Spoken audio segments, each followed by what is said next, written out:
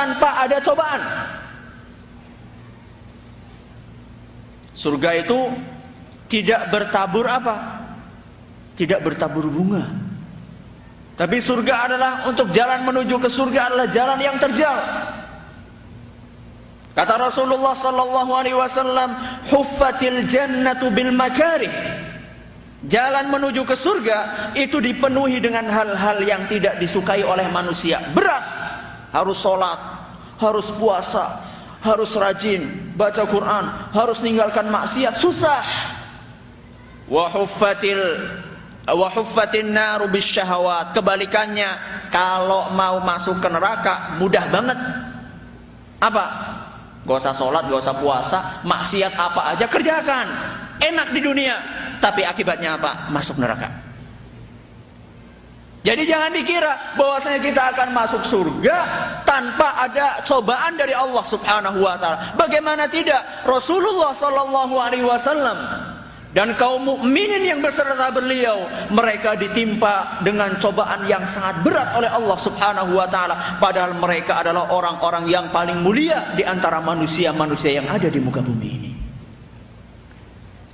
Tapi di balik musibah yang seperti itu terdapat suatu hikmah yang sangat besar. Apa? Musibah tersebut akan membawa keberuntungan kalau kita mau bersabar. Apa keberuntungan itu? Keberuntungan itu disebutkan oleh Rasulullah sallallahu alaihi wasallam di dalam satu hadis yang diriwayatkan oleh Imam Bukhari dan Muslim.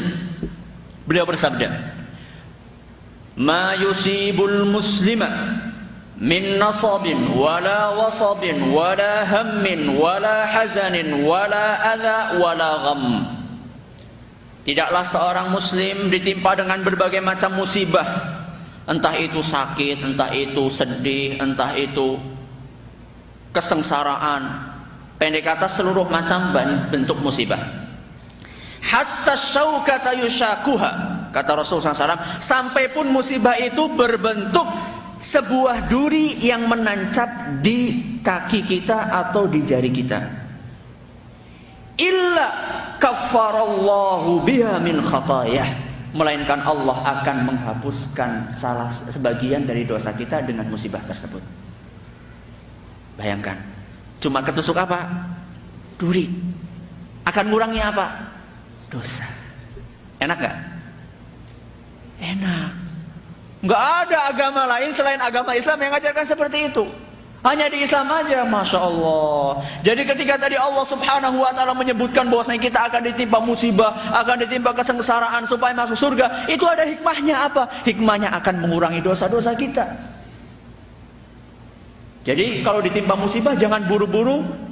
Orang Jawa mengatakan ngeresulo. Jangan buru-buru apa? Ngeluh. Jangan buru-buru ngeluh, karena itu akan mengurangi dosa. Wah, enak dong kalau kayak gitu kita minta musibah yang paling berat aja deh. Gimana?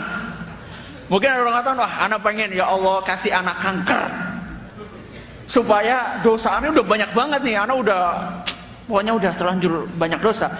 Udah Allah kasih anak kanker supaya dosa anak apa? Bersih. Gitu. Gitu enggak? Kenapa enggak? Hah? Nggak tahan. Betul, karena kita nggak tahu kalau kita dikasih musibah bisa sabar nggak. Itu sebabnya kita nggak boleh minta apa? Musibah. Bisa-bisa kita ditimpa musibah saking beratnya malah jadinya bunuh diri. Boro-boro dosa diampuni, malah masuk neraka selama-lamanya karena bunuh diri. Maka kita nggak boleh minta dosa, kita nggak boleh minta apa? Minta musibah. Tapi kalau misalnya ditimpa musibah, kita harus bersabar. Maka kata Rasulullah sallallahu alaihi wasallam sebagaimana diriwayatkan oleh Imam Muslim, "Ajaban li amril mu'min, inna amrahu kullahu khair." Alangkah menakjubkan kondisi seorang yang beriman, seluruh kehidupannya itu baik. Wala yakunu dzalika wa laisa dzaka illa lil mu'min, kata Rasulullah SAW, dan itu enggak terjadi kecuali bagi seorang yang beriman. Kok bisa? In asabathu sarra'u syakar fakana khairan lahu. Seandainya dia itu diberi oleh Allah kenikmatan, dia bersyukur, maka itu baik buat dia. Wa in asabathu dharra'u sabar fakana khairan lahu. Seandainya ditimpa musibah, dia bersabar, maka itu adalah baik buat dia. Yang namanya hidup kan kalau nggak dapat nikmat dapat apa? Cobaan. Hidup tuh seperti itu, kadang di atas, kadang di bawah, kadang dapat nikmat, kadang senang, kadang apa? Kadang susah. Orang yang beriman kalau lagi senang dia apa? Bersyukur. Kalau dia lagi susah dia apa? Bersabar. Makanya kata Rasulullah sallallahu alaihi wasallam, ajaba, alangkah menakjubkan.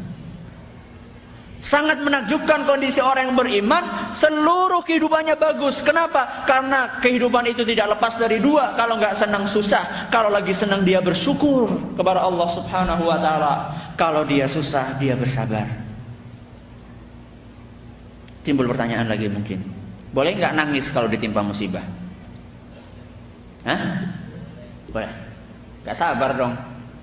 Katanya tadi supaya apa? Sabar.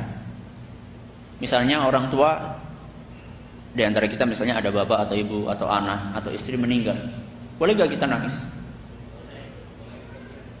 Boleh. Jangan diratapin. Karena Rasulullah SAW juga ketika anak beliau meninggal, beliau apa? Nangis. Ceritanya ketika anak beliau yang bernama siapa? Hah? Ibrahim. Di dalam satu hadis yang diriwayatkan oleh Imam Bukhari diceritakan dari hadis Anas bahwasanya Rasulullah SAW masuk ke kamar yang di dalamnya ada Ibrahim sedang sekarat. Bayangkan anak kecil lagi apa? Sekarat. Kan kasihan banget. Rasulullah meneteskan air mata. Saat itu Rasulullah beserta seorang sahabat yang bernama Abdurrahman bin Auf. Kata Abdurrahman ini, "Wa anta ya Rasulullah?" Engkau wahai Rasulullah juga nangis? Dikiranya sama Abdurrahman kalau Rasul itu apa? Enggak nangis. Kata Rasulullah sallallahu alaihi wasallam, "Ya ibn Auf, innaha rahmah." Wahai Abdurrahman, air mata yang menetes dari mata kau ini adalah menunjukkan rasa kasih sayang. Thumma atba'aha bi ukhra. Kemudian Rasul nangis lagi.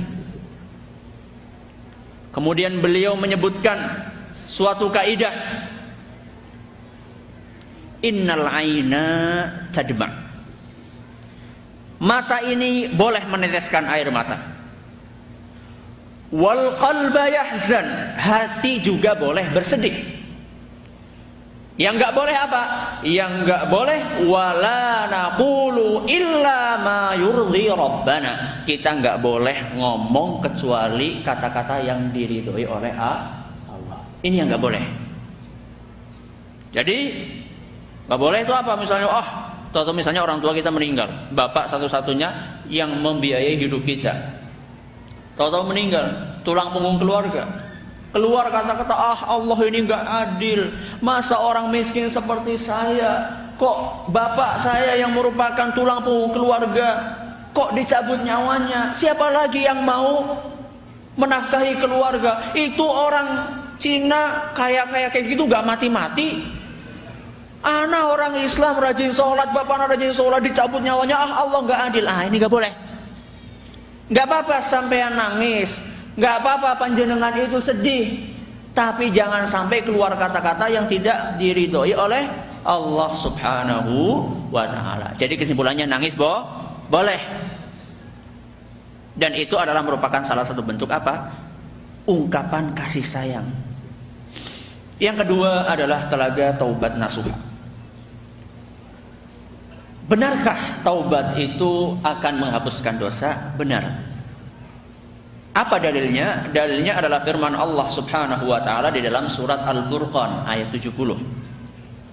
Allah Subhanahu wa taala berfirman, illa man taba wa amana wa amila amalan salihan fa ulaika yubaddilullahu sayyiatihim hasanat. Kecuali orang-orang yang bertaubat, beriman dan beramal soleh, maka mereka ini amal-amal buruk mereka akan diganti oleh Allah Subhanahu wa taala dengan amal kebaikan. Di dalam hadis lain, di dalam suatu hadis Rasulullah sallallahu alaihi wasallam bersabda, "At-taibu minadz dzambi kaman la dzamba lahu." Orang yang bertaubat dari suatu perbuatan dosa seakan-akan dia enggak punya dosa. Masya Allah. Seakan-akan dia enggak punya dosa. Jadi kalau misalnya kita tobat, maka kita seakan-akan bersih dari dosa. Asal taubatnya taubat apa? Nasuha. Bukan taubat apa? Sambal. Sebagian dari kita kalau sudah makan pakai jangan bening, sayur apa? Asem. Itu kalau nggak pakai sambal lombok uyah, itu kayaknya kurang apa? Kurang lengkap. Tapi udah telanjur sama lombok uyah, setelah makan apa? Pedes banget, tobat, besok nggak akan apa? Makan sambal lagi. Besoknya lagi, kayaknya nggak pas banget nih kalau misalnya makan nggak pakai sambal. Bukan taubat model ini yang kita inginkan, tapi yang kita inginkan adalah taubat nasuha yang disebutkan oleh Allah Subhanahu wa taala di dalam surat At-Tahrim ayat 8. Ya ayyuhalladzina amanu tubu ilallahi taubatan nasuha. Wahai orang-orang yang beriman, bertaubatlah kalian semua kepada Allah dengan taubat yang nasuha. Taubat yang nasuha adalah taubat yang sebenar-benarnya. Betul-betul taubat. Apa imbalannya? Asa rabbukum an yukaffira ankum sayyiatikum wa yudkhilakum jannatin tajri min tahtihal anhar.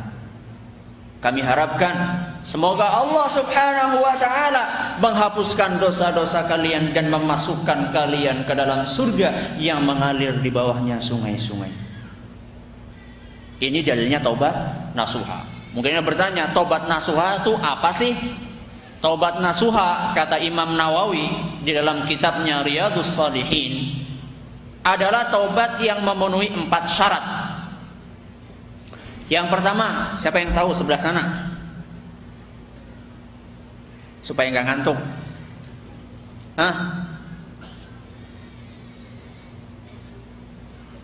Ngalah? Gak bisa jawab? Tengah? Apa? Menyesal. Bagus. Yang kedua, berkemauan keras untuk tidak mengulangi.